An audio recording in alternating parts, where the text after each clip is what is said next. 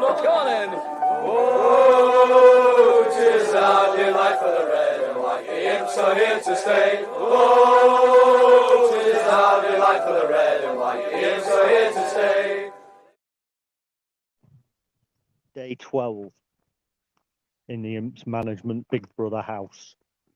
The search for a new manager goes on. Morning all. That's terrible, wasn't it? I just thought about that actually as I was coming up here doing that, and then I realised it didn't work. But that's the problem with live recording. You do something that don't work and, you know, you've done it.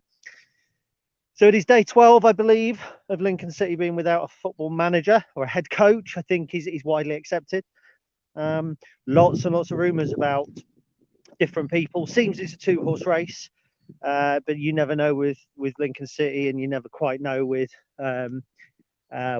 these sorts of things what's happening behind the scenes, as proven by the video that I did last week where I was talking up Stephen Bradley, and then it was announced that he wasn't going to be Lincoln City manager by Shamrock Rovers. It kind of proves I don't know. I'd say, you know, I'm not coming at this with any sort of knowledge. Kind of taking a few risks at the moment in terms of kind of what I'm saying about potential candidates, because I could come on here and tell you that there's elements to Michael Carrick being Lincoln City manager that overnight I've kind of thought and pondered and I'm not comfortable with. That, you know, I might have to sit in front of him in 3 days' time and do an interview.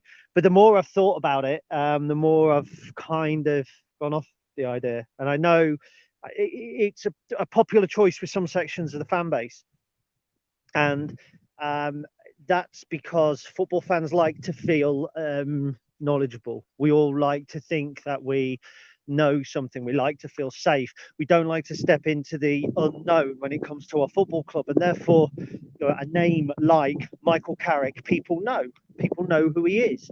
And so they go, he'd be a good fit because I know who he is. He's Michael Carrick. He's played for England. He's been at Man United. Oh, it'd be really good. And it's almost, I hesitate to say the football manager generation. I don't want to sound disrespectful to people to say it would be a good fit, because, you know, it's opinion. And the first time I saw it, I thought, oh yeah, it looks like a good fit for us. But the more I think about it, the more I'm not so sure. But the first thing that really set my alarm bells ringing was at a Twitter conversation, a very brief one last night with Marcus Clayson. And you know, Lincoln have in the past gone for relatively high profile names. Not always. Well, I'm not saying it's always. It has happened in the past.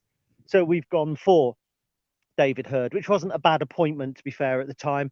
He played for Manchester United in the past. And he kind of, I think, steadied the ship a little bit pre-Graham Taylor era.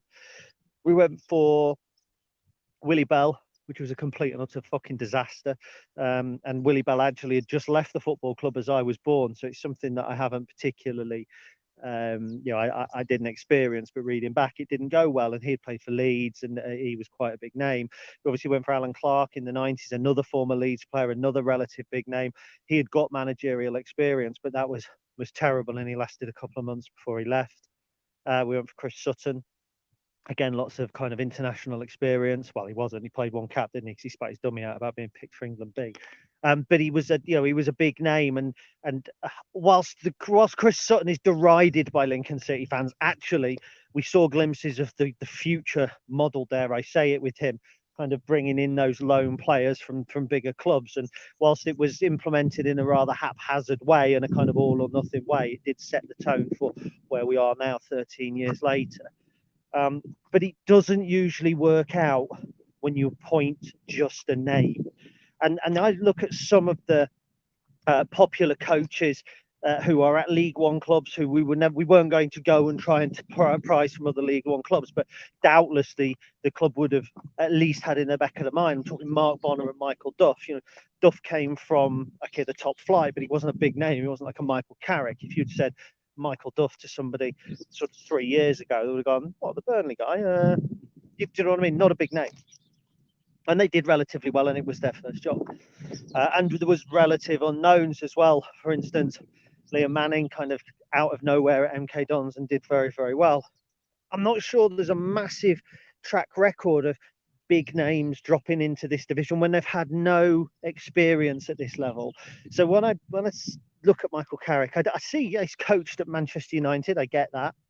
There's Kieran McKenna, who he was almost kind of on a par in terms of coaching, who has gone into Ipswich and started doing a relatively good job. And that's the element of Michael Carrick that I like. But I look at the likes of Harry Kewell, I look at the likes of Kevin Nolan, who have gone coaching top flight all their career, never really dipped into the Championship. I mean, Nolan, okay, kind of, I think did a little bit, but do you know what I mean? Carrick's never done that. I'm just not so sure that it feels like an appointment where you know, it's exciting based on, I think Kate's just said the same thing actually, it's exciting based on who he's worked under. You think, oh, he's worked under Mourinho, he's worked with Ronaldo, he's worked under Sir Alex Ferguson. Kind of get that, but then, you know, I don't see the other side of the coin. I don't see the working with players who are a little more, when I say a little more limited, I don't mean that disrespectfully to Lincoln City players. You know, you've got to be able to coach all abilities, and I would imagine, you know, coaching somewhere like Manchester United, certainly in the kind of senior experience that he had, is going to be a lot easier than coaching, let's say, somewhere like Macclesfield Town. Mark Kennedy's obviously mentioned, or coaching at, even like with Michael Appleton, and coaching at West Brom and places like that, and at Oxford United, you're working with a different quality of player. And I'm just not so sure that it's as perfect fit as some people believe. I think when I say the football manager generation, like I say, I'm really keen not to sound disrespectful, but I think there are a generation of football fans who find the unknown frightening. I do. And so when they see something like this, which is a constant, which is, I know him, I know what he's done, that would be a good appointment. And it's kind of a deduction that is easy to make, but is not necessarily always true. And almost certainly you get that with Harry Kewell. And there's also the element of, is Michael Carrick somebody who wants to manage Lincoln City for 3 or 4 or 5 years? Or is he somebody that wants to come here, win, 15 games on the bounce, let's say, and potentially be poached? If the first thing I thought yesterday when people were talking about Carrick was, I looked at the other jobs and, well, the Blackburn job's available. So, is that focus there? And he was spotted, remember, last night at the Manchester City game. He was spotted in the crowd at the Manchester City game.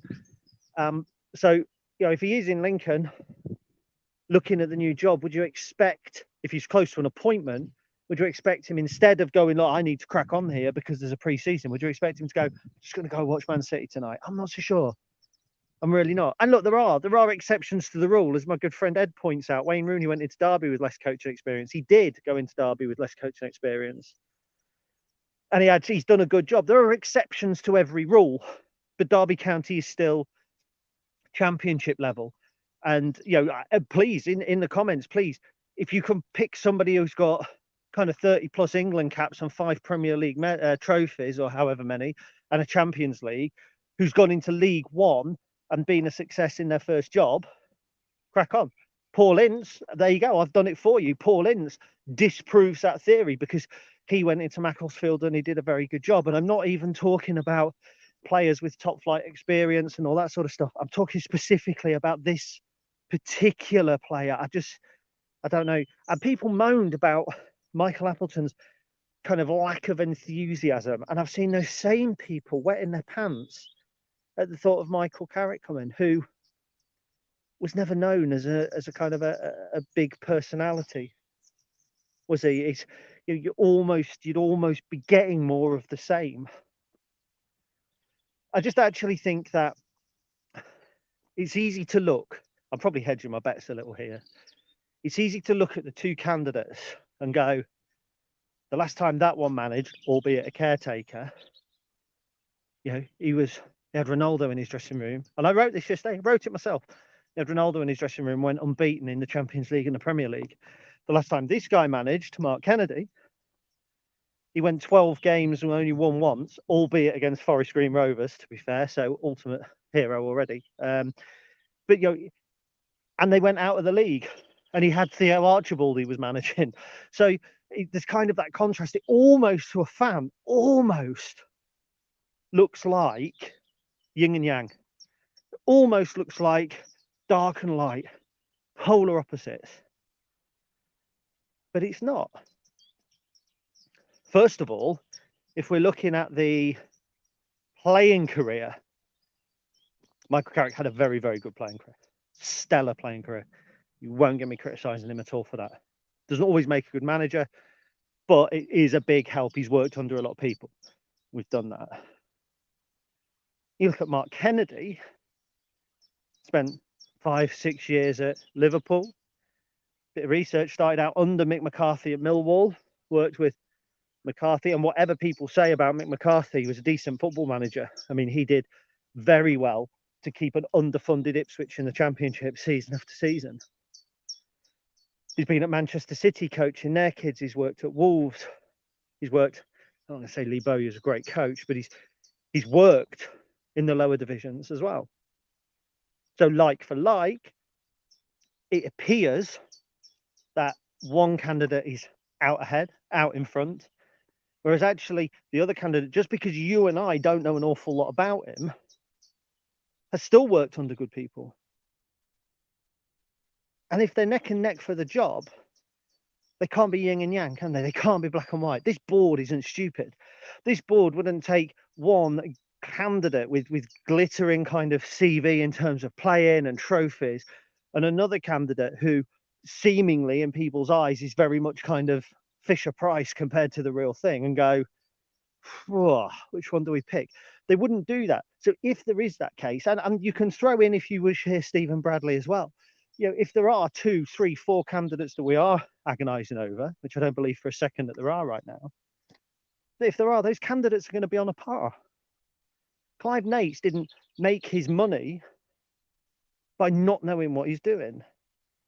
And that's it. It just got me thinking, because I was laid in bed last night and I was just thinking, there seems to be this huge gulf between the two potential candidates, and they're vying, like, literally, you know, 1 minute one's the favourite, the next minute the next the favourite, the next minute is the neck and neck. And if that's the case, there must be either something more attractive about the candidate that we as supporters probably don't feel is there, or there must be something less attractive about the candidate that some of the supporters think is an absolute shoo-in. There has to be. Football clubs are not stupid. When I say you, I don't mean you personally, but some people may think that they are. Some people may go, it is a non-brainer. It's like picking a team on match day. The manager picks a player and we all go, why haven't you picked the other player? Why have you picked Lasse Sorensen and not Max Sanders? There's got to be a reason. Football managers work in football all day, every day. All we do about it is talk about it. I talk into my phone walking around the Wolds. You talk about it in the pub to your friends or on the internet. We talk about it, but we don't see it. We don't deal in it. We live and breathe it in our own way, but not in the same way that people at the football club do. So they're not stupid. So there must be something. I would tend to believe that there is probably more about the lesser candidate than there is less about the so-called kind of higher profile candidate. I've looked at Mark Kennedy, and on the face of it, you know, when you scratch away, it's hard for a supporter to look at it and go, that excites me. It is. That's just fact. You know, he had a decent playing career. He did. You know, he was an expensive teenager. He went to Liverpool. He's experienced the pitfalls of being that kind of having pressure placed upon him at a young age.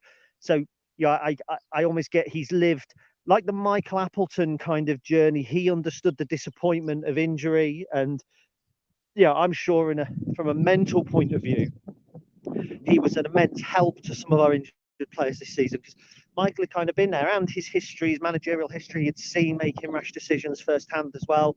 You know, so I can see that. I think with Mark Kennedy, maybe that's part of the attraction. Is, you know, he was the superstar youngster who kind of broke through. He was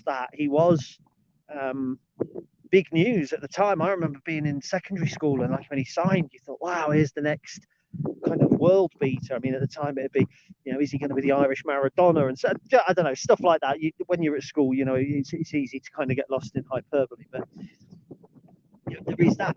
He has seemingly had a coaching journey And we are going down the head coach model. Make no mistake about that. When people were saying, get Tony Pulis in or get Lee Johnson in or Darren Ferguson, wasn't going to happen. We're not going down the management model.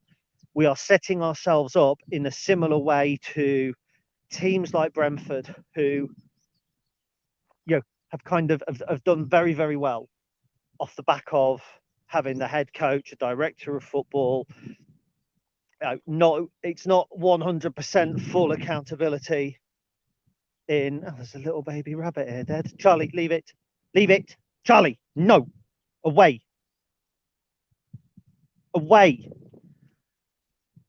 Sorry, 1 minute. Poor little thing. It's going to survive. Anyway, we kind of having less individual pressure. So, there were so many different layers, and it's easy to say Michael Appleton got recruitment wrong when in actual fact it's not all Michael Appleton's fault. It's easy to say, all manner of different things about individuals. No, the dog didn't. Sorry, just to clarify, Kate, the dog didn't attack the rabbit. It's a baby rabbit that I think is on the cusp of death, and Charlie just had a sniff, didn't attack it. So it's not a horror movie. Just to clarify. So I just think that I really just wanted to stress that I think there are elements why Michael Carrick is not perfect for this job. Everybody, well, not everybody, but a large portion of social media is saying great fit, looks perfect, blah blah blah. It's because we know him, and it's because of experience and who he's worked with. But it's not because of his coaching journey, and it's not because of his personality. Let's be honest, it's not, is it? And people are saying Mark Kennedy won't be a fit because we're coming at that from a position of little knowledge. Have you ever seen a Mark Kennedy interview?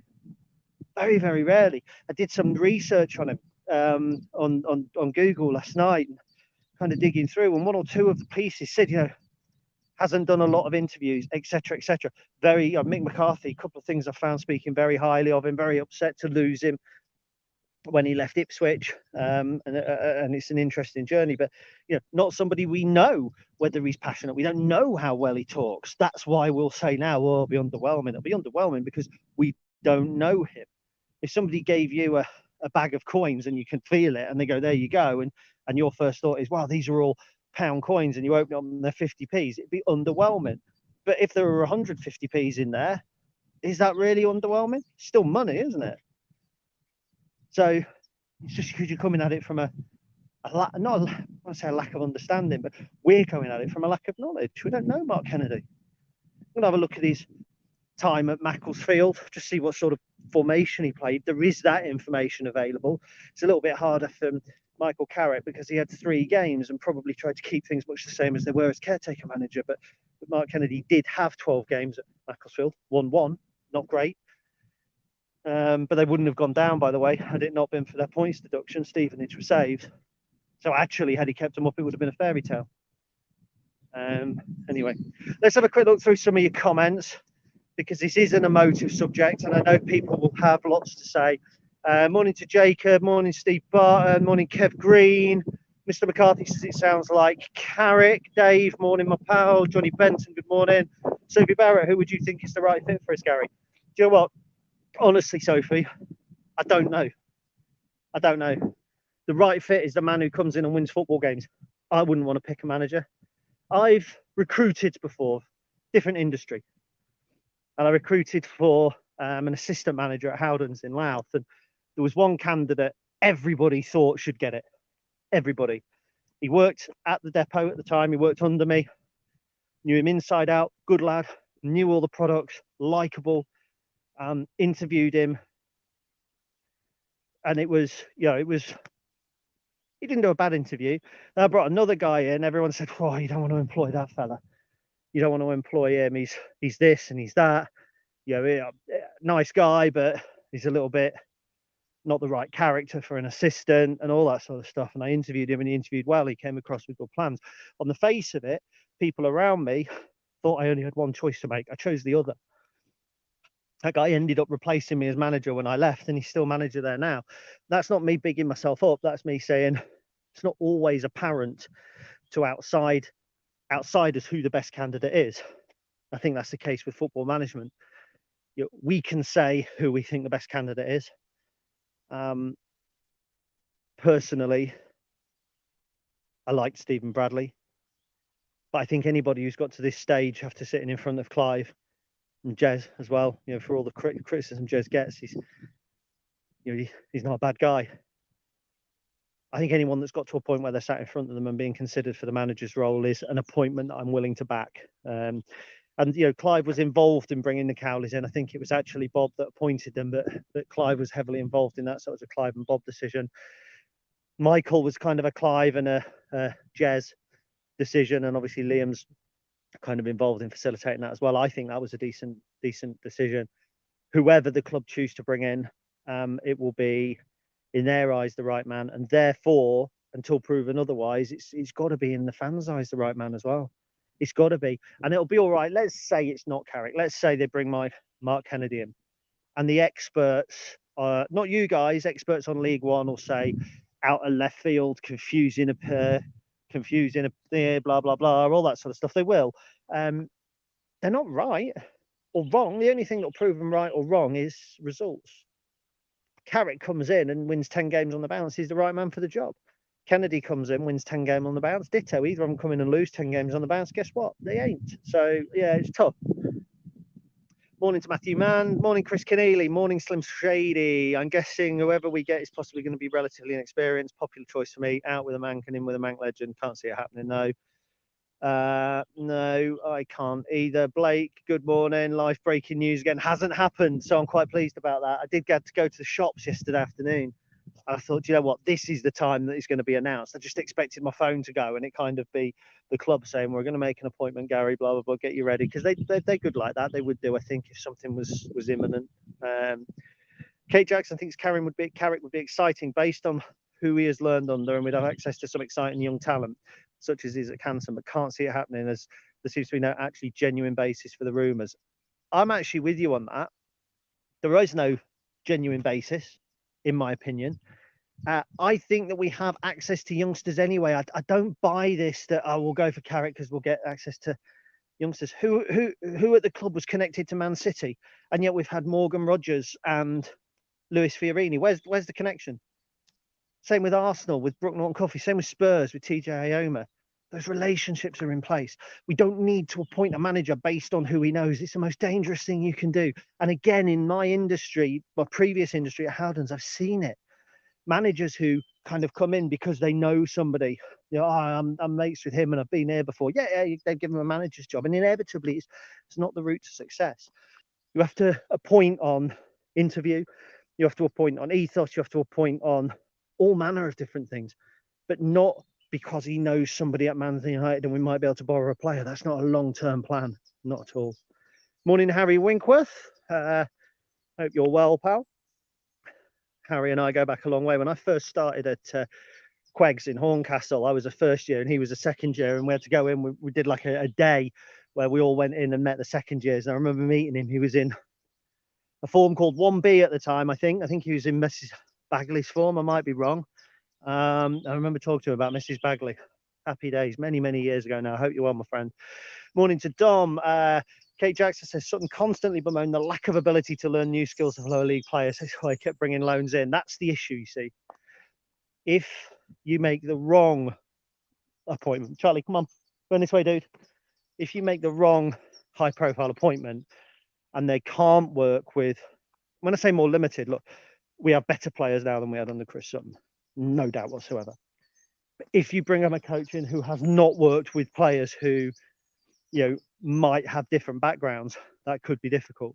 But as Ed says, Wayne Rooney went into Derby with less coaching experience and the scratch squad and bad summer and all manner of things and did well. So, yeah, 100%. Chris Keneally, that was Keano's problem at Sunderland, as the players weren't the same standard as him. Carrick could possibly have the same problem, but he's definitely not as volatile as Keane. No, he's not as volatile as Keane. Interesting point, by the way. Roy Keane was the man that signed Mark Kennedy at Ipswich. So he's worked under some people as well. Craig Green, good morning. Good morning, my friend. Kate says Wayne Rooney started at Derby as a coach, not a manager. He had Exim, Justin Walker, where he and Exim and Justin Walker were interim managers for a while before Rooney got appointed. Fair enough. Steve, hello, mate. Steve Freeston. I get the impression this appointment is probably the most difficult of all. Yeah, I think it's like football matches. It's always the next one that's the most difficult. It is a pivotal moment for the club.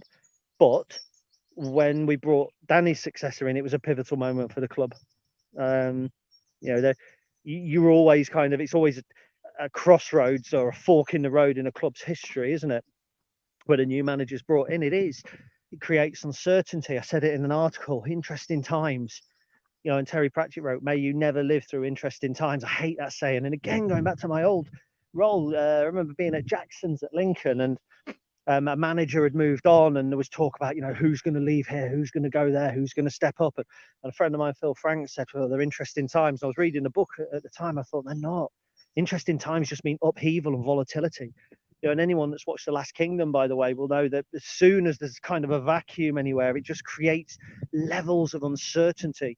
And we don't want that. And it's with the fan base more than the club. And do you know what? I think whatever appointments made, there will be less worry in and around the club and more by the fan base. I think we have this impression that the club's in turmoil, you know, such and such is leaving and this is happening and that's happening, and it's all going to shit.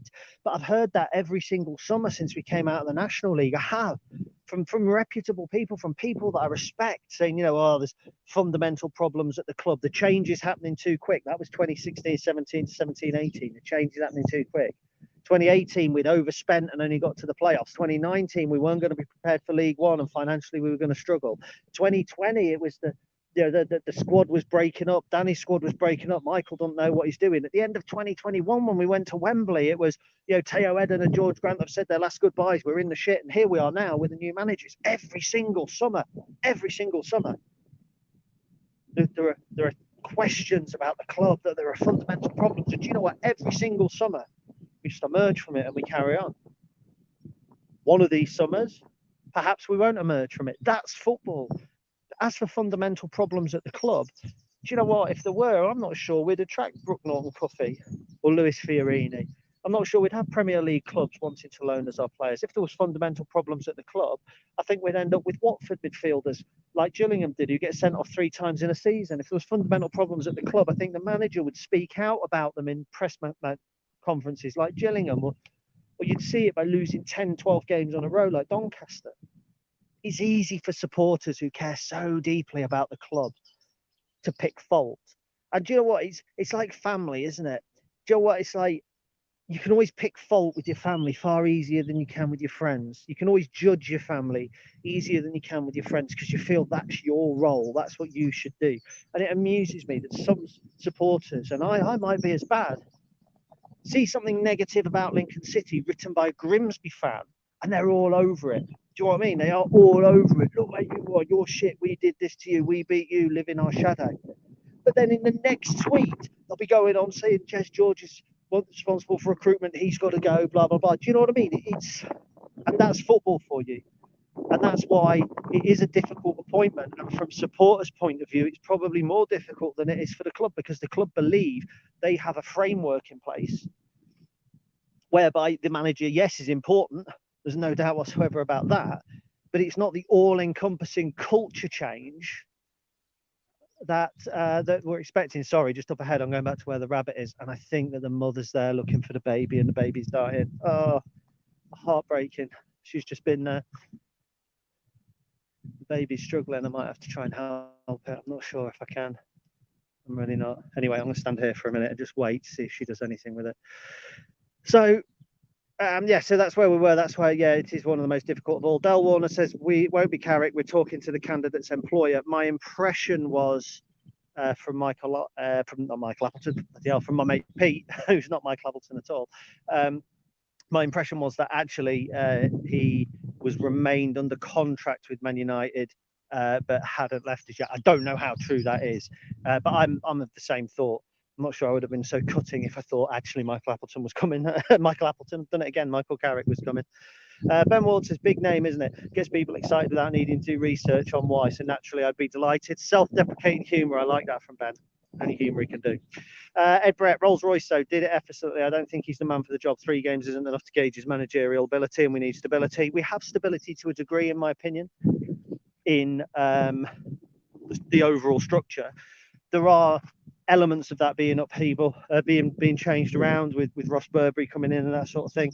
So yeah, I kind of get it. John Wade, Horton made a tweet referring to the current employer, so it can't be Carrick with him being currently at work. That's kind of an overriding theme. I also think him being at the Man City game yesterday suggests to me it's not him. Dale Warner, with us seemingly keeping our candidate quiet, could it be an unexpected appointment? What about a female manager? Lots of women coaching now. Could be Lincoln first in the professional game to appoint a woman? No, I don't think it is. I don't think that's through a lack of ability. I think it's because it would be a bold and innovative step. And I think that we are looking for a degree of continuity within the setup. I don't think that we want to bring that sort of pressure attention on a team that has just underperformed in many fans' eyes. So I think if you were to appoint a female coach, yes, you would get the plaudits. I don't think that it would be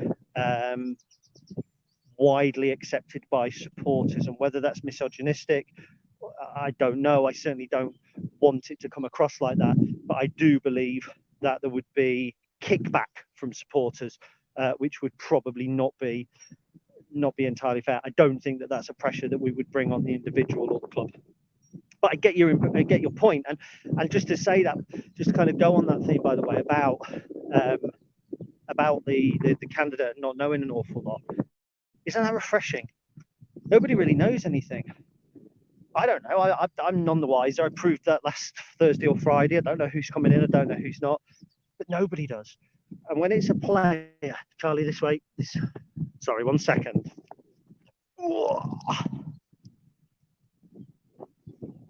Let's get past this rabbit. So when it's a player, there's somebody down at the ground at the time. So it might be medical staff, ground staff, ancillary staff. There are 100 ways that it can get out that such and such is there. Right now, there's hardly anybody down there. Do you know what I mean? There's hardly people down. And so this has actually been the best kept secret, I think, probably in Lincoln City history. Yeah, and if we have actually got a preferred candidate who is down at the training ground and is doing work, sorry, if we have got that candidate, then it's been kept phenomenally quiet. Come on, boy, let's go. Come on. And I think that that's good for the club. I love hearing what's happening. Absolutely love hearing what's happening. But it's not always good for the football club to hear such and such is going to sign. Trey Hume's a classic example. You know, people were messaging me 3 weeks before he signed for Sunderland, saying potentially he's had a medical. You know, he's coming to Lincoln, and then he didn't. And I don't think it's the best thing, to be honest. So let's keep going back through some of your comments. There are lots of them. Where did I get to? Dear. I'm going to miss some, I'm afraid, because I'm not quite sure where I get to. Oh, there we go, Dale. So Josh Goodmore said he loves Carrick, but hoping he's not joining us. But if he does, he'll have a support. Johnny Benton, I'm not sure how my Carrick would deal with any adversity. Has he had any true experience of a relegation struggle, for example? And again, there was talking about the yin and yang, bringing two together. To be fair to him, Mark Kennedy has. You know, when he went to Macclesfield, and people, if it were to be Kennedy, people would look at that and they go, he did badly at Mansfield, skint Mansfield, nobody being paid. He'd only been, I believe, taken to Mansfield, I think, by Sol Campbell. So again, a bigger connection, but willing to get down in the dirt and the grime. Just trying to bring that little bit of parity between the two names that seem so far removed. Ed Brett, the interesting theme coming from the club for me is the approach to decide candidates been made. Isn't Carrick unattached? Again, possibly, I don't know. I'm not going to pretend to know. Kennedy or Notts County's Birchall, says Nick. Oxbury, Dave Tuplin. Whoever it is, we should all be behind him or her in the team, 100%. Jeff Sperry, it's always always dangerous to pick a manager just because they're a name and have no experience in the lower leagues. We've seen that with Chris Sutton. Steve Jollins, how well did we know the Cowleys 7 years ago? Part-timers did a reasonable job. They did. And I say the same thing about some of the other players and kind of like Mickey Duff, for instance. You know, we knew of him. He had been a top-flight player. But, you know, Cheltenham knew little of him in terms of coaching. He did very well for them. Let's have a look. Kate Jackson, best candidate is always down to personal opinions and football taste. You can ask 10 different people and they'll probably get 5, 6 different names. There is no right answer at this stage. There's never actually a right answer, because tell me this, was Michael Appleton the right appointment? Some will tell you no. Others will tell you yes. So it's subjective. It's almost like art, isn't it? Football management as art. How about that? Sophie Barrett says she just wants this season to start already and start on a high. Whoever we get, I'm going to back them. Yeah, I don't want it to start just yet, Sophie. Let's have a summer. Bloody hell, I love my Saturdays at home. I want us to get a manager in, head coach in, and then for him to just do the work behind the background, and for us to hear so very little that it's absolute bliss, because no news is good news. Not in terms of a manager search, of course, but once he's in, he's doing his job. He's got a job to do. It's not all in the media. It's not all, do you know what I mean, giving interviews and all that sort of thing. He's got to be meeting people, prospective players, backroom staff, laying out his ethos, that sort of stuff. Steve Jolland's talking about connections. Jez has the connections and lots of them. Yeah, but isn't he the problem at the club as well? Who knows? Nobody. He's not, by the way. There isn't a problem at the club. Not a fundamental one. I know that there are people who think that we're top heavy in terms of kind of ancillary spend and not player spend, that the model might not be sustainable. I get that. I think that we've always hoped that we'll sell a couple of players. Jez George isn't a problem at this football club. In my opinion, he's really not. But then I've been lucky enough to meet him, haven't I? I've been lucky enough to see what he does day to day. You know, he's a driving force behind the academy that's promoted 7 players. Admittedly, we haven't seen end product from them, 7 players on the field. But there's potential there. And potential is really, really valuable in football. Really valuable. When you think about some of the players that have moved on from Central Bank in the past few years, our record sale was a player who had played 2-3 minutes in Jack Hobbs. Potential. Scott Loach left before he got a professional contract. Potential. If you're developing it, that's where the money is. That's where the money is. Sam White says 1B was Mrs. Baggerly, so I think that was the one Harry was in.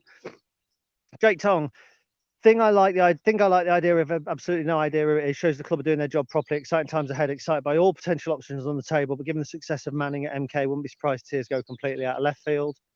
Yeah, and look, at the end of the day, results are all that matter.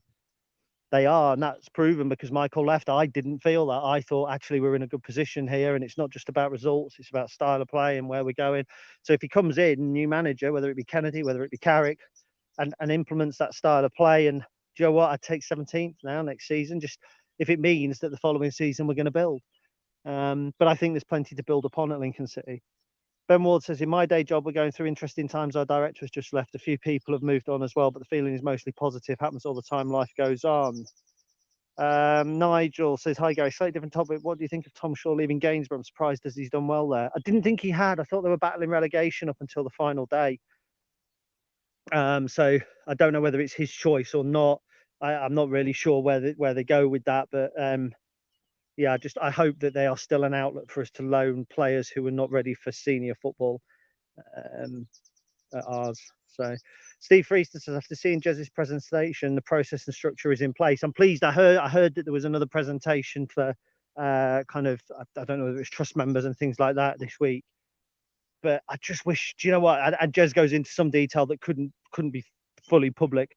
Yeah, he couldn't put it out on YouTube. But there are elements of that presentation I wish everybody could see and just understand. It's not Jez going, we're going to sign him and giving him to a manager. It's not a manager kind of having players foisted upon himself. It's not one man responsible for recruitment. Jez has got 2 people working under him who watch matches, and when we identify a player, they'll watch match after match after match after match of that player. And it won't be one player. We won't get a midfielder and go, we want to sign our midfielder. We'll have 4 or 5 midfielders, and those scouts will go and watch them in person, all of them, and they'll watch them on video, and they'll compile clips, and they'll look at stats, and then they'll put those to Jez, and they'll put a presentation together, and they'll take that to the manager. And then the manager can say, I like this one and that one, and then they go back to those 2, and then they make the initial approaches. And do you know what I mean? It's not just Jez going, I'll ring Man City up, see who they've got. And, yeah, I think it's hard because I know that a lot of fans don't trust what happens behind the scenes because they don't see it, and the club remain tight-lipped. But you'd be surprised how much goes on. You'd be surprised some of the players that we were trying to sign, who we'd identified as being right for Lincoln City Football Club. My understanding, okay, is an example, which I may get in trouble for, I don't know, nobody's told me officially, but my understanding is that we made a significant effort to try and sign Danny Mayer. I don't know whether that was last summer or the summer before, to kind of play in the role that Maguire was playing last year. It might have been as a George Grant replacement to kind of play as the 8. But what a footballer he is. We're not, and it didn't work because he stayed where he was due to an increased contract and not wanting to relocate. But it's the right type of player. It just doesn't always work out. We are still Lincoln City. We are still in the arse end of nowhere. You know, it is hard. It's not hard to attract players from Mansfield, Peterborough, Nottingham, Derby, but it's hard for us to go for some of the players that we might like to sign. You've got to remember players are human beings, and you know, like if somebody offered me a job that paid 10 grand a year more doing what I'm doing now, but in Chichester, I wouldn't take it. John Ward, don't rule out Ian Foster ties with his employer. Yeah, could be the FA. Was Carrick or Kennedy on the radar a week ago? Yep, good point. Good point. God, these comments keep coming. I'm pleased you're enjoying it. Sorry. So, Nigel, what do you think of the Forest Green manager going rogue and disappearing off to Watford under Dale Vince's nose? Okay. Interesting point. The Forest Green manager, Rob Edwards, was a coach, I think. I can't remember where I read it. It was either Ireland or Wolves or something like that, who, when he vacated his job, guess who was in line to take over from him? Mark Kennedy. Rob Edwards then went to Forest Green, got them promoted, and has now gone to Watford. Just don't underestimate people in football that you don't know a lot about.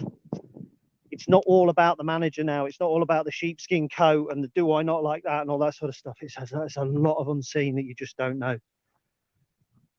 Johnny Robbo, Carrick is out of work, so it won't be him. I'm happy to wait and see and give them 100 support. It's the least we can do. If the preferred candidate is being spoken to and we get him on the board, then the board have done a good job. Very good. Hope you're well, Les Daubney. As they always say on financial adverts, past performance is no guarantee of future success. The opposite is also true. It is. Yep. That's why they're interesting times, which are not good. I think Johnny Benton and someone are having a conversation there, which I may have missed. Gary's been abducted by aliens. Oh dear, I hope my feed hasn't been bad. Nick Oxbury says Jez is no problem whatsoever. And Paul Tomlinson says a lot of people are blaming Jez. A lot of people are blaming Jez for what? Is my question, Paul. And that's not being facetious. Blaming him for what? For keeping us in League One?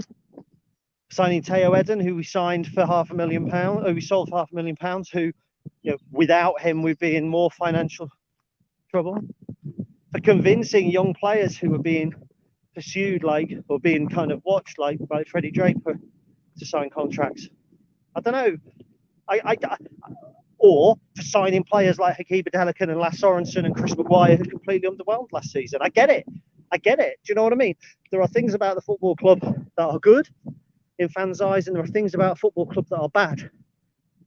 But think about your workplace. If there's something bad in your workplace, 9 times out of 10, it's not always the same person.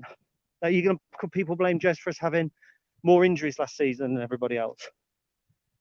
If we did, statistically, probably we marginally did. Is that Jez's fault? Was it Jez's fault that we managed to tempt Brooke Norton-Cuffley from Arsenal based on a presentation that he's been and done at Arsenal? A player that you guys in the Player of the Year vote put third. Official Player of the Year part.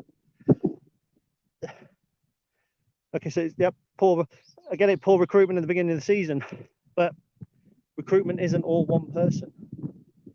And whilst some of the recruitment at the beginning of the season wasn't brilliant, TJ Ioma didn't do well, but was there one person when he signed thought that's not a good signing? Probably not. Dan and Lunderloo, hugely coveted by lots of clubs. 12 clubs were in for him. We won the chase because everything about that lad screamed success. Big, strong, played 12 times for Southampton. Everything didn't work out. That's not the fault of recruitment. That's the fault, surely, of either the player, the coaching. I don't know. But that's not great. That's not poor recruitment. Hakiba Delican, I was excited by him. I thought he was the headline act. I don't think when you recruit Hakiba Delican, it's a risk. And he's been fit for most of the season. He's just been really, really poor. Lass Sorensen, granted, I'll give you that. Not a great signing at the moment. One that may flourish in the future. Who else? Luis Fiorini, good signing. Josh Griffiths, good signing. So this perception that the summer recruitment is poor is slightly imbalanced, in my opinion. We didn't get an additional striker that we needed. Wouldn't have needed it if Tom Hopper hadn't got injured, but would have been nice to have had another striker. It wasn't perfect recruitment, but nobody was blaming Jez a year before, were they? When we were signing the likes of, and bear in mind he's now gone, but James Jones looked like a great signing. We signed Ioma, we signed Johnson. We signed good footballers that summer. Lewis Monsma, Joe Walsh and Adam Jackson. Nobody complained about them. So I don't think the recruitment that got us to the Championship playoffs actually may have had more flops in inverted commas over the course of the season than the recruitment last summer. James Jones out of the team by the end of it. Theo Archibald out of the team by the end of the season. Never really got in it. Joe Walsh injured plenty. Adam Jackson injured. I don't think there was a huge amount of difference. I just think that some of the players who were here already didn't rise to the occasion last season, and that was seen then as reflecting badly on those that came in. Conor McGrandles played well, not as well as last season. Walsh, Jackson, Ioma. Ioma came in the summer. Walsh and Jackson injured most of the time. Certainly didn't help. I don't think Jamie Robson actually had a bad campaign since he came in. He was just left out a lot. I don't think he played particularly badly. We saw it as a fitness thing. But again, you had to react quickly to the sale of Teo Eden. I'm just not so sure the recruitment was as bad. I don't think it's a case of going, our recruitment was shit, Jez George is to blame. That's just, do you know what I mean? That for me makes zero sense at all. I just wish Jez could put something out. I wish he could put a watered down version of his presentation out for everybody to see. But he can't, because we don't want other clubs to look at it and go, that's what we should be doing. So it's why all of this is why you don't have that complete transparency. It really is. Cornell's come online, so I can't really see anybody else's comments now. Nigel says, still said that MA he's in the running for the Hibs job, but whoever will get it, I'll need support. He is in the running for the Hibs job. I think if you look at the betting or the gambling, Michael Carrick was as well. At the end of the day, the final decision was Michael Appleton's, not Jez's. Yep, no final decision was made without Michael's approval. There were only a couple of players I'm aware of, certainly one springs to mind, that was made only with Michael's approval, which was Remy Longdon, who kind of snuck in the back door with his video, and he kind of, I respect that. I think he's the only one. Even Maguire, everyone said he was Appleton's man, but they will have gone through the process. That's how the club works. Right, so I'm 48 minutes deep. It started very much about Michael Carrick. It's ended very much about a defence of the club again. Don't get me wrong, I don't feel entirely comfortable at the moment as a Lincoln City fan. And if we appoint Michael Carrick, at the back of my mind, my worry will be all the things I've pointed out on here. If we appoint Mark Kennedy, my worry will be more around fan backlash than anything. I'd just be worried for the boy if he comes in, because, or the boy, that's such a patronising way to refer to somebody who's older than me. I'd be worried for him if he comes in, because people think that Michael Carrick's a perfect candidate, that yin and yang. They think he's the yang, they think he's the dark, they think he's the negative. And he's not. They're going to be like that. They'll be a hair's breadth. There's no way. I actually think there's a case to say that Mark Kennedy is more suited, because he's the one that we're saying is not suited, and yet he's still, amongst the favourites, likely to have been spoken to by the football club. So there has to be some substance there to him, rather than it just being a name that the bookies are being put up there. We wouldn't just pull somebody from nowhere and go, he'll do, and the bookies wouldn't either. So I think there's an argument that the fact that he's even in the running suggests that there's a lot to him that we don't know about. An awful lot. Plus Chris Kenneally'd hate it because he was former Liverpool. Anyway, I've got one last comment here from Nigel, which I'll go with. There's still a perception that director of football is bad, and some things will always dislike whoever is there. DOF. I found spoke to Jez and attended an MA training session. I have every confidence in their ability. I'll do the same for whoever is hired next season. I put trust in them. Do you know what? What a great comment to end on. What a great comment to end on. We have to trust the football club until proven otherwise. Innocent until proven guilty. When a new guy comes in, we have to assume that the board have done their due diligence, that they are convinced that he's the right man, that he has sold his vision or his and suitability for the role that we require to them adequately enough to be a part of the Lincoln City journey, which is a twee kind of sickly way to say it, but that's what it is. That's what it is. It is a journey. It's like we're going down the motorway at the minute. We've just pulled in at the services, getting back in the car, and we're going to bring somebody else in, and hopefully that person is going to take us to where we want to go. I just hope that we hear something soon so we can deal with the fallout, whatever fans want to think, and just move on. Look, longest one I've ever done. There's my house, a little flash of white in the background there. So I am done, dusted, and gone. Mr. Tomlinson, thank you, pal. Always nice to have a good debate. I hope you've enjoyed the video. I shall put this on as a podcast. I'm not sure if we will do a podcast this week. Depends entirely on the club. But other than that, just have faith and up the Imps.